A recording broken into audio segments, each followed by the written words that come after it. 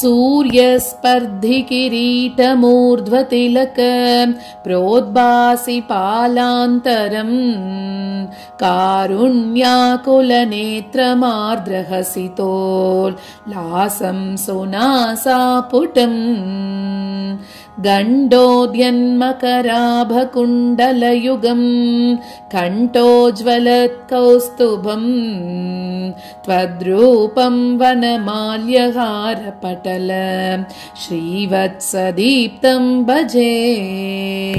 केयूराङ्गदकङ्कणोत्तममहा रत्नाङ्गुलीयाङ्गित श्रीमद्बाहुचतुष्कसङ्गतगदा शङ्कारि पङ्केरुहां काञ्चित् काञ्चन काञ्चिलाञ्चितलसत् पीताम्बरालम्बिनीम् आलम्बे विमलाम्बुजद्युतिपदां मूर्तिं तवार्तिच्चिदम्।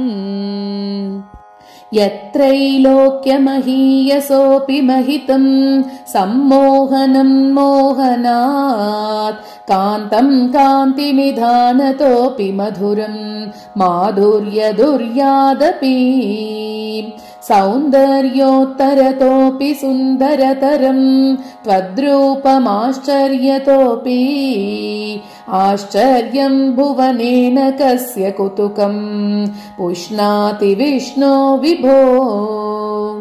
तत्तादृङ्मधुरात्मकं तव वपुः सम्प्राप्य सम्पन्मयी सा देवी परमोत्सुका चिरतरं नास्ते स्वभक्तेष्वपि तेनास्याबत कष्टमच्युत विभो त्वद्रूपमानोज्ञक प्रेमस्थैर्यमयाद चापलबला चापल्यवार्तोदभूत्।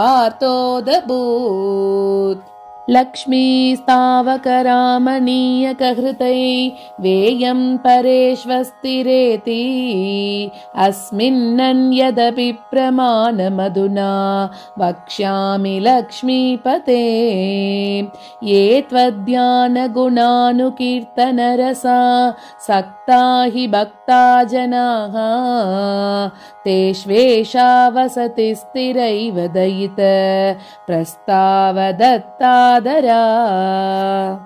एवं भूतमनोज्ञतानवसुधां निष्यन्दसन्दोहनं त्वद्रूपं परचिद्रसायनमयं चेतोहरं शृण्वतां सद्यः प्रेरयते मतिं मदयते रोमाञ्चयत्यङ्गकं व्यासिञ्चत्यपि शीतबाष्पविसरैरानन्दमूर्च्छोद्भवैः।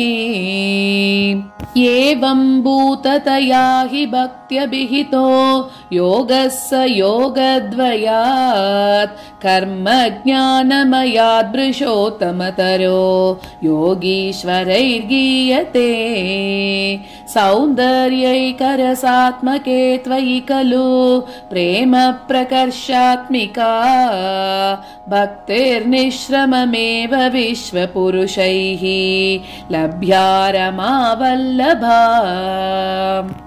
निष्कामं नियतस्वधर्मचरणं यत्कर्म योगाभिदं तद्धूरेत्यपलं यदौपनिषद ज्ञानोपलभ्यं पुनः तत्त्वव्यक्ततया सुदुर्गमतरं चित्तस्य तस्मात् विभोः त्वत्प्रेमात्मकभक्तिरेव सततं स्वादीयसी श्रेयसी। अत्यायासकराणि कर्मपटलान् आचर्य निर्यन्मलाः बोधे भक्तिपते तवाप्युचितताम् आयान्ति किं तावता। क्लिष्ट्वा तर्कपते परं तव वपुः ब्रह्माख्यमन्ये पुनः चित्तार्द्रत्वमृते विचिन्त्य बहुभिः सिद्ध्यन्ति जन्मान्तरैः त्वद्भक्तिस्तु कतारसामृतझरी निर्मज्जनेन स्वयं सिद्ध्यन्ति विमलप्रबोधपदवीम् अक्लेशतस्तन्वती सद्यः सिद्धिकरी जयत्ययि विभो सैवास्तु मे त्वत्पद प्रेम प्रौढिरसार्द्रतादृततरम् वातालयातीश्वर नारायण अखिल गुरो भगवन् नमस्ते सर्वत्र गोविन्द नाम संकीर्तनं गोविन्द गोविन्द।